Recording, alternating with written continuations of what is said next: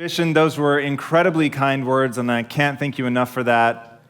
And getting to that point where we were able to build something was a long and arduous journey that I think a lot of people are going to be able to relate to, because it started from a place of absolute terror. And growing up, I didn't show any early signs of promise. A little embarrassing to put these photos up. I wish these photos were atypical, but in reality, that is what I look like pretty much all the time. I always had some sort of clown hat on. I actually wore my pajamas out and about on the streets. That's San Francisco. That was really where I started. And wanting to do something with my life, I had this unending ease that I could do more, I could be more. I just didn't know how, and I felt trapped, but I didn't know what I was trapped by. And my own mother, who's always been my biggest cheerleader, who all but kicked me out of the house when I was panicking and didn't want to leave the state for college, was actually the only person in my graduating class to leave the state. Wasn't something that people from Tacoma, Washington did. You stayed, you went to a state school. My mom still lives less than 3 miles from the house that she grew up in. So this is not a place where people go off and explore. But my mom always felt like if I didn't do that, that I would have a lot of the same regrets that she had, that I wouldn't see the world, that I wouldn't discover myself, and that one day I would look back and say, what if I had only tried? Now, what she didn't tell me at the time, but she has since confessed, is that she just assumed I was going to fail.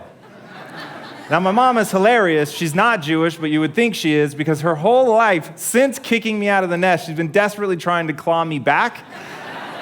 And so one day I finally asked, I said, what is with that? Like, literally, you forced me to leave and go to college, so why have you worked so hard to get me back? And that's when she said, with nothing but love in her heart, I just always thought you would fail. And that was a gift. It was really a gift, because at that moment I realized that the things that I've accomplished in my life had nothing to do with being given something at birth. Now, I felt this unease that I was talking about, that I could do more, but I was stuck, and I didn't know what I was trapped in. In 1999, a movie came out called The Matrix. That movie ended up giving me the intellectual framework to think about what was happening in my life, because there was something limiting me. There was something that made me feel adrift. And this gave me the vernacular to think about what it was. And in the movie, they talk about taking the red pill. The red pill, its only promise is the truth.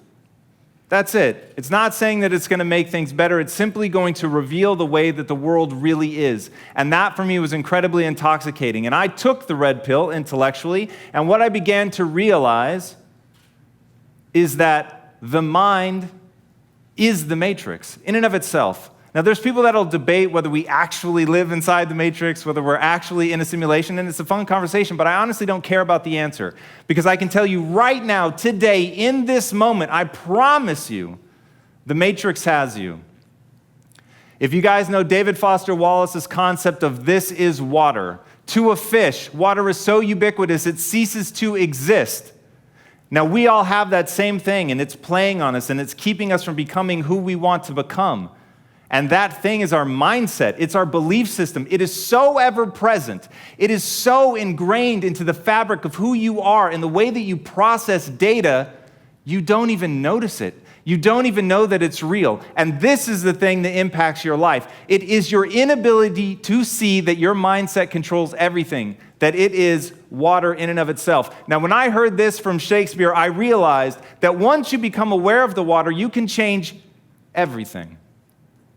That you can go from a scared, lost kid in Tacoma to whomever you want to be. And in understanding that, things began to become possible. There's nothing either good or bad, but thinking makes it so. And if that's true, then belief itself is a construct. And if belief is a construct, if belief is a construct, then like any other construct, it can be manipulated and changed. And at any moment, this is so important, at any moment, you can choose to believe something new about yourself. Now, the weird thing about belief is as soon as you change that belief, it becomes true. Why that is, I will never quite understand. What weird quirk of human evolution has left us in a space where simply believing it makes it true? If you think you're dumb, guess what? You're dumb. Truly. And you will act in accordance with that belief, and that should scare the shit out of you because it scared the life out of me. And I saw myself heading down a path that I did not want to be on because I believed that I was dumb. I had a fixed mindset. I used to only apply for jobs where I knew I'd be smarter than the person interviewing me because I did not want to feel badly about myself. But you can imagine the types of jobs that I got. I once lovingly referred to myself as the king of remedial jobs. And I actually had pride in that because what I built my sense of pride around was getting the job, was always being smart, was being right, and none of those things were moving me towards my goals. Now, if you don't know this quote, live by it. One can have no smaller or greater mastery than mastery over oneself. That's Da Vinci. Da Vinci did amazing things with his life. I wanted to do equally amazing things with mine. And if that's the game that we're playing, if I can construct my belief system, if I can choose at any moment to believe something that's more empowering than I was believing the moment before, and that will actually find its way into my actions, allow me to do things that I couldn't do the moment before, then it's like that moment in The Matrix where Neo realizes he knows Kung Fu. And that's like, as funny as that is, that's how I think about life. To me, the very fundamental purpose of life is to find out how many skills I can acquire that have utility and then put that utility to the test in service of something greater than myself. How many skills can I acquire that have utility, put that utility to the test in service of something greater than myself? That is, for me, the purpose of life. Now, I don't actually want to know Kung Fu. That is not the mission that I'm here to live. But I knew that I had to identify my mission. So what was going to be my mission? Mother Teresa has an amazing quote. Nobody will act for the many, but people will act for the one. And that really struck me, because I realized they were right. I was looking at this global pandemic of ill health, and I wasn't moving into action, but thinking about my mom and my sister, or the uncle I had who ate himself to death when I was 12 years old. That made me want to act.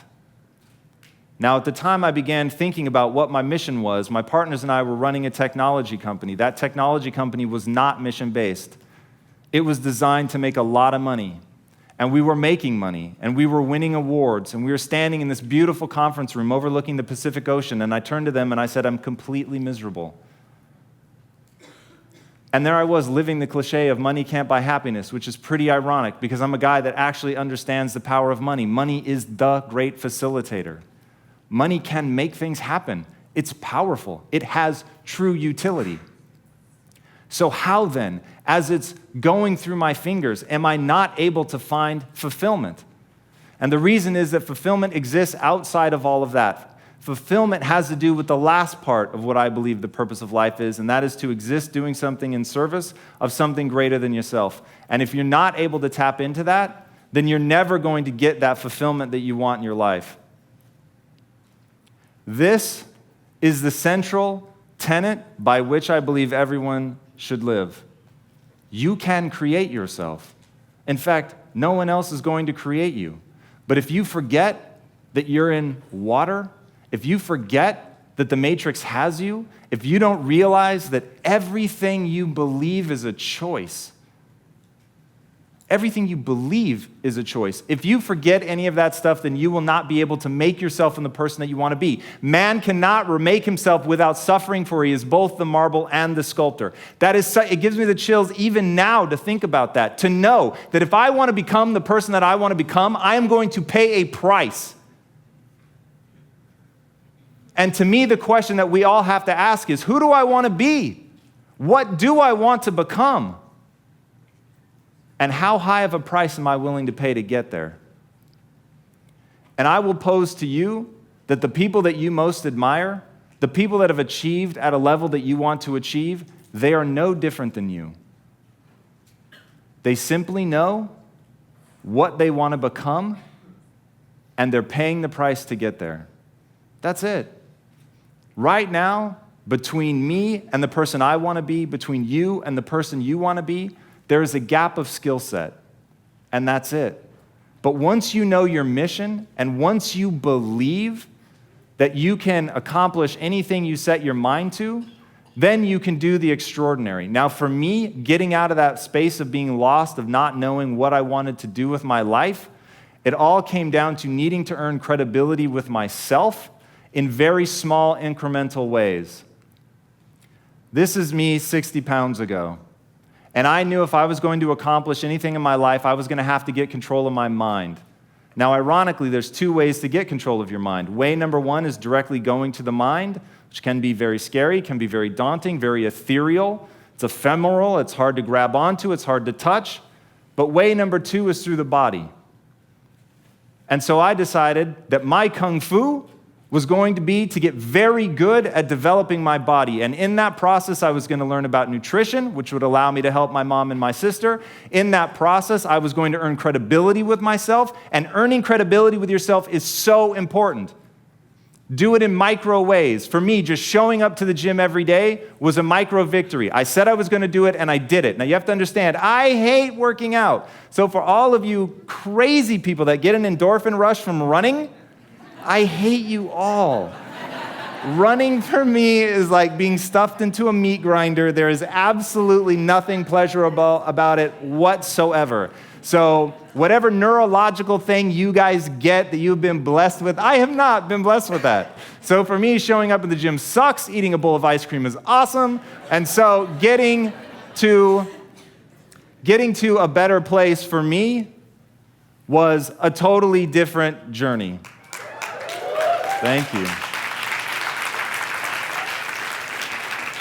And what that was, it was just showing up every day and putting in the work. It was reading about human metabolism and understanding how what I eat impacts my body. It was earning a little bit of discipline every day, knowing that, well, I did it yesterday, I can do it again today. It was not eating something that I wanted to eat. And most importantly, and if you're taking notes, write this down, it was about changing my identity. Because at the end of the day, identity and values drive behavior. Amen. Preach. Identity and values drive behavior. So if you want to make a change, you have to change your vision of who you are. You have to begin telling yourself a different narrative. And the narrative you tell yourself about yourself is everything. And if you tell yourself that you're a scared, undereducated kid from Tacoma whose family has never accomplished anything, let me tell you what you will become. A scared, undereducated kid from Tacoma who never accomplishes anything, because that's what you believe. You tell yourself that story enough, and it will become real. But on the flip side, you could tell yourself a story of you're a learner. You learn faster than most people. You're willing to put in more work than most people. You're willing to read more books than most people. You're willing to spend an inhuman amount of time every day improving your mind simply by getting new ideas into the system. And that you will admit that you're wrong faster than anybody else, that you won't let your ego get in the way. And you tell yourself that story over and over and over. So when somebody comes and tells you how stupid you are, that you're just a dumb kid from Tacoma, you go, you're right, that's amazing. Thank you for pointing out that flaw, because now that I'm aware of it, I can improve it because I'm the learner. And once I switched my narrative to being the learner, it didn't matter where I started, it only mattered where I was trying to go. And as long as I had that clarity, then I could execute because I believed I could do anything I set my mind to without limitation.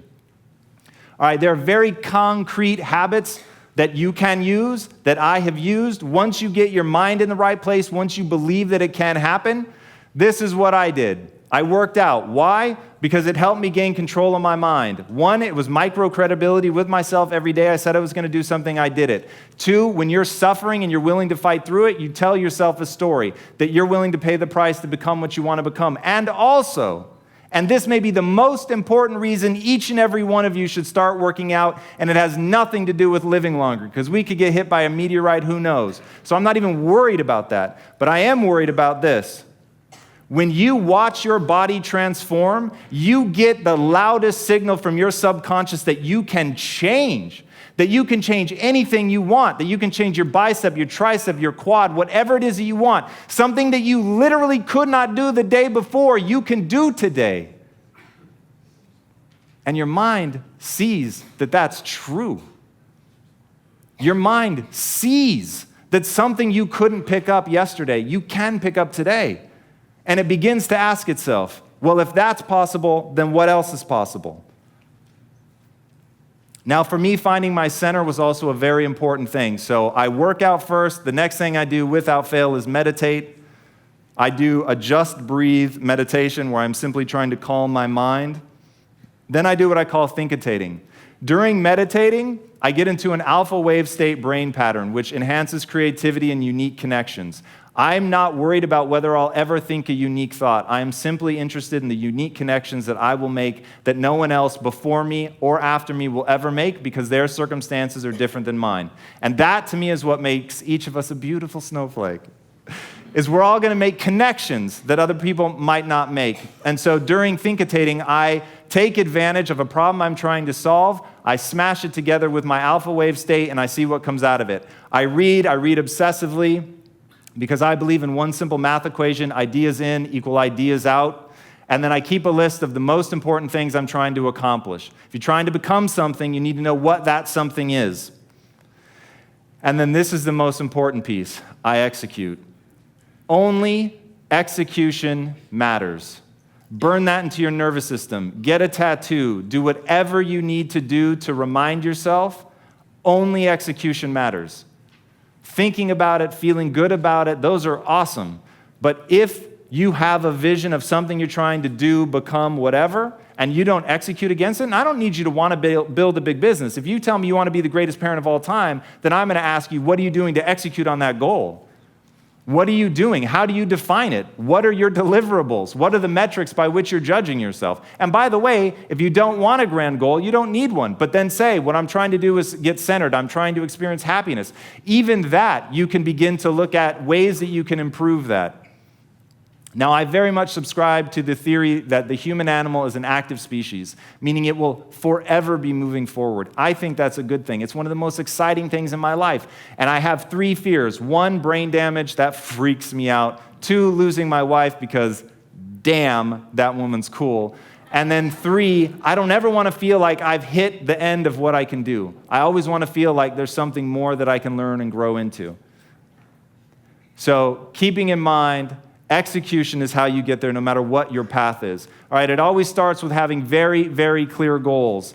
From there, this is the secret sauce to executing. This is the thing that you need to do with your mind. There's an entire talk that I give on this one slide alone, so I'm going to go fast. We've already talked about values and identity drive behavior. Ego is a must.